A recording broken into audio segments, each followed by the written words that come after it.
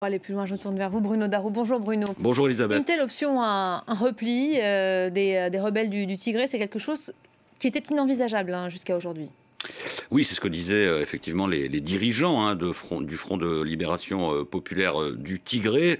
Alors, bien difficile de connaître la vérité, effectivement, parce que côté gouvernemental comme côté tigréen, on se livre à une véritable guerre de propagande. Alors, il faut revenir quand même rapidement à l'origine de ces affrontements.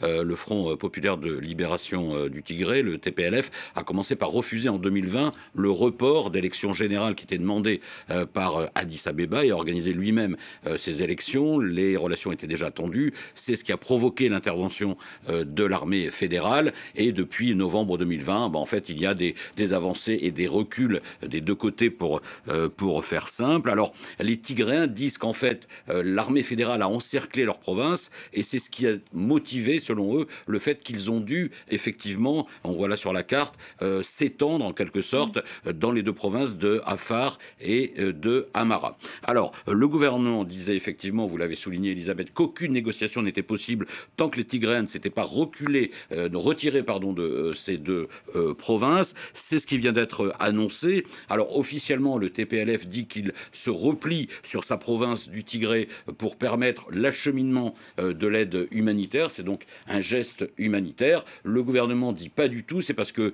l'armée tigréenne est en difficulté face aux offensives qui ont été lancées par les troupes fédérales depuis quelques semaines, depuis fin octobre. Et c'est pour ça que finalement, ils rentrent en quelque sorte à la maison. Mais comme les conditions d'accès sont extrêmement difficiles, quasiment impossibles, et les conditions de reportage également, bien difficile là encore de savoir ce qui est vrai et ce qui ne l'est pas. En attendant, il y a ce retrait, semble-t-il, qui existe. Est-ce que ça veut dire que des négociations vont pouvoir enfin avoir lieu avec le gouvernement d'Addis Abeba ?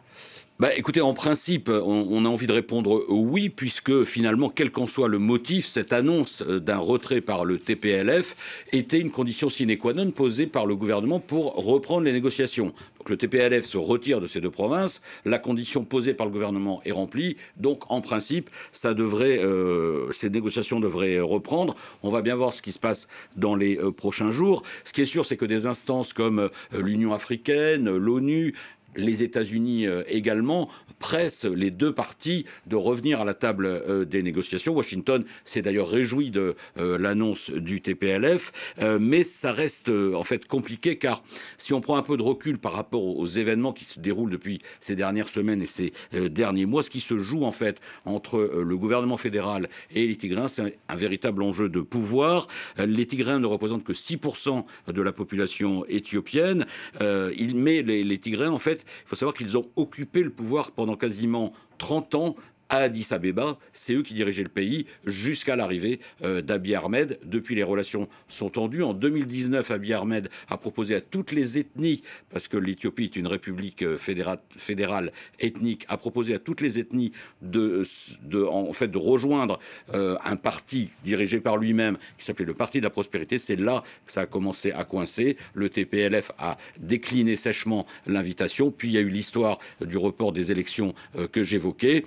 Donc voilà en fait ce qui se joue. On a l'impression que les Tigréens aimeraient reprendre un pouvoir qu'ils ont exercé pendant 30 ans. Et en face, Abiy Ahmed, lui, il n'a pas l'intention de lâcher quoi que ce soit. En attendant, ce sont les populations civiles qui payent un lourd tribut. On l'a entendu dans le sujet, près de 10 millions d'Éthiopiens sur une population totale de 110 millions sont aujourd'hui menacés de famine.